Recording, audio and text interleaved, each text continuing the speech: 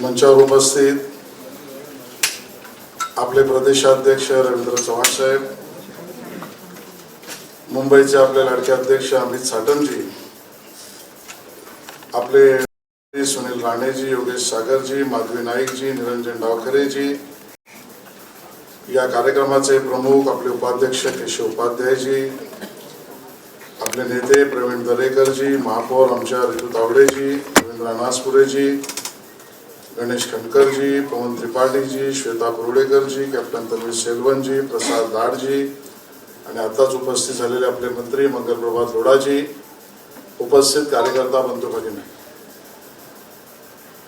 चव्हाण साहेबांनी मला अचानकपणे सांगितलं की सक्रिय कार्यकर्ता संमेलनात कार्यकर्त्यांशी चर्चा कर,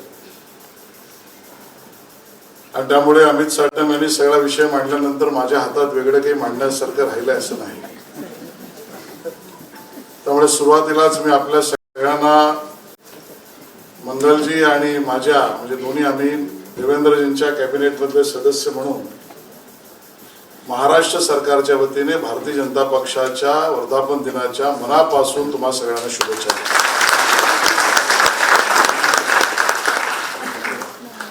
मित्रांनो, हे सक्रिय कार्यकर्ता संमेलन आणि म्हणून मला असं वाटतं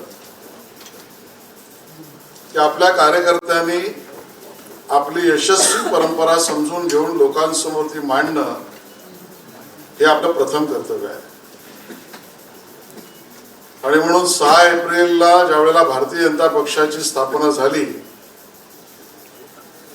हा पक्ष आपल्या सगळ्यांची मातृत्व तुल्य अशी संघटना आहे. खरं तर लोकशाहीमध्ये निवडणूक आयोगाचे कित्येक पक्ष नव्याने होतात, काही विसर्जित होतात, काही विभाजित होतात, काही एकत्र येतात. पण आपण ढोबळ मानाने पाहिलं तर लक्षात असे येईल असे पक्ष आहेत की ज्याची स्थापना काही क्लब म्हणून, काही लोकांनी एकत्रित म्हणून भारत स्वतंत्र आधी सुरू झाला आणि मग आता राजकीय पक्ष म्हणून त्याची काय वाताहत होते त्या काँग्रेस पक्षाचं चित्र आपल्याला दिसतं. काही राजकीय पक्ष असे आहेत की ज्यांची विचारधारा अशी आहे की ज्याचा उल्लेख मुद्दामून आज सकाळी पण मी रवीजी केला. मला अशोकराव मोडकांची मुद्दामून आठवण येते की अशोकराव सांगायचे अशा विचारधारेचे राजकीय पक्ष आहेत की ज्या विचारधारेचं सरकार रशियामध्ये होतं तर रशियामध्ये पाऊस पडला की डोंबिवलीच्या आपल्या घरासमोर छत्री घेऊन उभं राहायचं. त्या पक्षांची कम्युनिस्टांची परिस्थिती काय ही आपण पाहतो. पण असे राजकीय पक्ष आहेत की जे प्रतिक्रियात्मक जन्माला, स्वतःचा मूळ विचार जन्माला आहे तर एखाद्या गोष्टीच्या विरोधात आणि मग राजकीय पक्ष म्हणून काम करू राहिले. महाराष्ट्रात तर आम्ही बघतो की वाटेकरू पक्ष निर्माण झाले. एका परिवारातला माझा वाटा हा, तुझा भावा तुझा वाटा तो, या भावकीच्या वाटेकरीवर निर्माण झालेले पक्ष हे सुद्धा आम्ही पाहिले. पण मग तुमचा आमचा पक्ष वेगळा आणि महत्वाचा काय, तर आता प्रशिक्षण शिबिराचा काळ चालू आहे आणि म्हणून आपल्याला प्रशिक्षण शिबिराचं केंद्रातून आलेलं सिलेबस जे आहे त्याच्या पहिल्या पानावर दीनदयाळ उपाध्यायजींच्या फोटो सहित एक वाक्य आहे, सत्ता स्थापनेसाठी केलेला निर्माण केलेला आमचा पक्ष नव्हे, राष्ट्रीय विचारसरणीच्या कामात राष्ट्राय स्वाहा या योगदानासाठी केलेला आपला पक्ष आहे. हा एकमेव असा जो पक्ष या मातीत जन्मला, या मातीसाठी जन्मलाय आणि आपल्या गीतामध्ये म्हणतोय की पुरखो का सपना पुरा हो. आमचं स्वप्न काय, आमचं काहीतरी हो असं नाही, पुरखों का सपना पूरा हो यही सपना हमने देखा है. आणि त्यासाठी जन्माला आलेला हा पक्ष आहे. माझ्या सक्रिय कार्यकर्त्यांना विनंती आहे की राष्ट्राय स्वाहा या भूमिकेशी काम करणं हे सक्रिय कार्यकर्त्याचं लक्षण आहे. असंख्य योगदान दिले. आज काही लोकांचा आपण सन्मान केला. आज आपण ज्यावेळेला त्यांना मंचावर बघितलं असेल, अविनाशींपासून जगन्नाथ पाटलांपर्यंत, आज ज्यावेळेला हे आपल्या मंचावर आले, तुम्ही 25-30 वर्षापूर्वी असं विचार करा. घरामध्ये कोणाची पत्नी आजारी, कोणाची माता आजारी, कोणाच्या मुलाचं शिक्षण, कोणाची नोकरी गेलेली, कोणाची परिस्थिती बेताची, आणि मग घरावर तुळशी पत्र देऊन सुद्धा आम्हाला आणीबाणीमध्ये जेलमध्ये टाकलं तरी चालेल पण हा विचारधारेचा पक्ष आम्ही सोडणार नाही, अशा प्रतिकूल परिस्थितीत योद्धा म्हणून काम करणाऱ्या अशा असंख्य कार्यकर्त्यांचा हा एक पक्ष आहे. मला तर कधी कधी अमितजी लक्षातच येत नाही.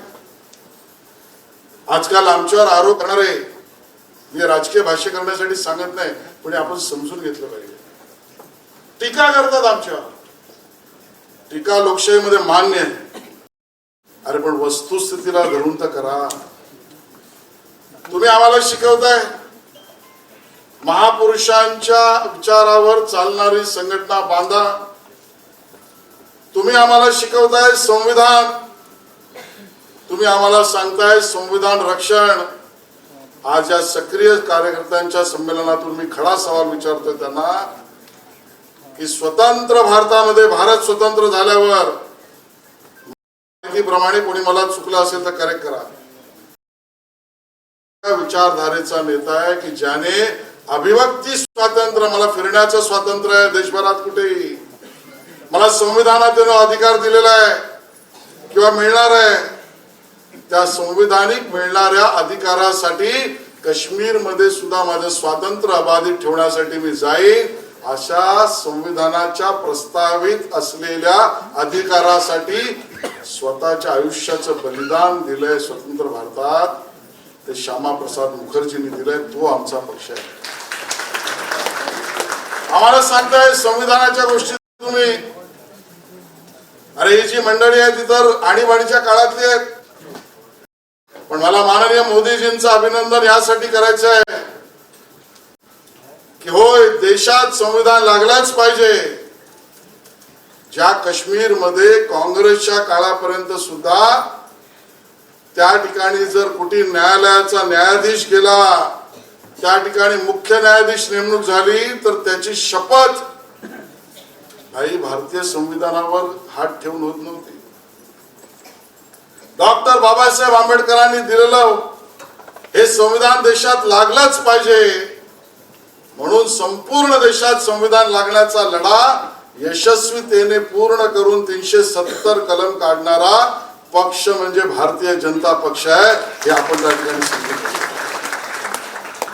छत्रपती शिवाजी महाराजांचा आदर्श घेऊन आम्ही जगतो आणि मग छत्रपती शिवाजी महाराजांचा आदर्श हा व्यवहारात आणि प्रशासकीय आणि संरक्षणात सुद्धा आला पाहिजे. म्हणून इंडियन नेव्हीच्या गणवेशावर छत्रपती शिवाजी महाराजांची अष्टमुद्रा रूपी गणवेश करणारा पक्ष मोदींच्या रूपानं पहिला आमचा पक्ष. जे काय कालपर्यंत आम्हाला सांगत होते सुनील राणेजी, योगेशजी, मुंबई मुंबई मुंबई, आता आम्ही जिंकलोच. इथे ताई बसलेत, त्यांनाही सांगतोय कान उघडून, असा कुठला राजकीय पक्ष आहे की ज्याचा जन्म या मराठी मातीत महाराष्ट्रात मुंबईत झाला तर तो भारतीय जनता पक्षाचा जन्म या मुंबईत. आणि म्हणून तुकाराम महाराजांचं प्रथम नाणं काढणारा पक्ष भारतीय जनता पक्ष आहे. ज्ञानेश्वरांची 750वी जन्म जयंती साजरा करणारा पक्ष भारतीय जनता पक्ष आहे. आणि जगभरामध्ये हिंदुत्वाचा डंका वाजवणारा पक्ष हा भारतीय जनता पक्ष आहे. आणि म्हणून तुमची माझी सक्रिय कार्यकर्त्यांची जबाबदारी मिळते. मला शेवटचा एवढाच मुद्दा मांडायचा आहे. अमित साटम यांनी आमच्या विचारधारेची सुरुवात कधी झाली तो मुद्दा मांडला. शताब्दी वर्ष राष्ट्रीय स्वयंसेवक संघाचा आहे. शताब्दी वर्षाचे कार्यक्रम घोषित करताना आमचे सहकार्यवाह दत्तात्रयजी यांनी घेतलेली वार्ताहर परिषद ही मला खूप भावते आणि मला त्याच्यातून विचार करायला प्रवृत्त करते. 100 वर्ष आमच्या विचारधारेला झाली. आज आम्ही आमच्या पक्षाचं 46वं वर्ष करत असू. जगभरामध्ये संघटनात्मक रूप्या, संख्यात्मक रूप्या, सदस्यात्मक सुद्धा आमच्या तुलनेत कोणी नाही. आणि मग शताब्दी साजरी करताना आमच्या राष्ट्रीय स्वयंसेवक संघाचे सरकार्यवाह दत्तात्रयजी म्हणतात आम्ही 3 गोष्टी करणार आहोत. अभिमान, गमछा ह्या गोष्टी नाही तर पहिली गोष्ट सांगतात आम्ही जनतेत जाऊन त्यांचं धन्यवाद घरोघरी मागणार आहोत. विनम्रतेचं दुसरं रूप आहे. थोडस काही झालं तर काही विचारधारेची लोक आवाज कोणाचा असं करतात.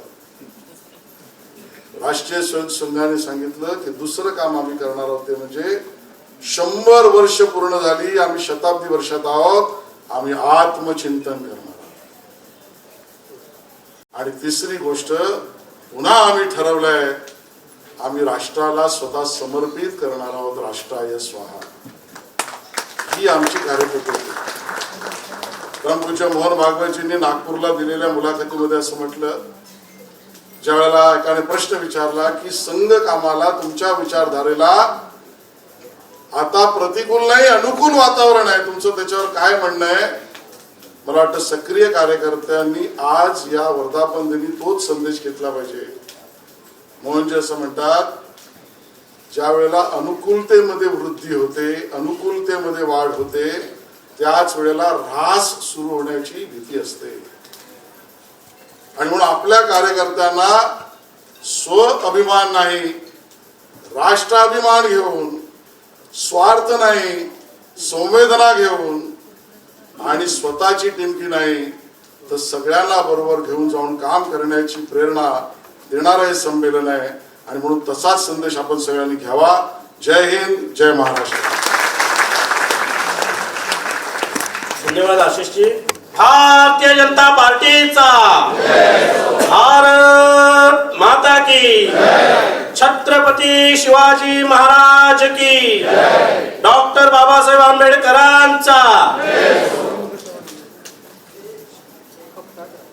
या कार्यक्रमाचं मुख्य भाषण होण्यापूर्वी माननीय या मुंबई महानगरपालिकेचे सभागृह नेते, गटनेते माननीय गणेशजी खणकर यांना विनंती करतो की आपण या ठिकाणी वैयक्तिक गीत सादर करा.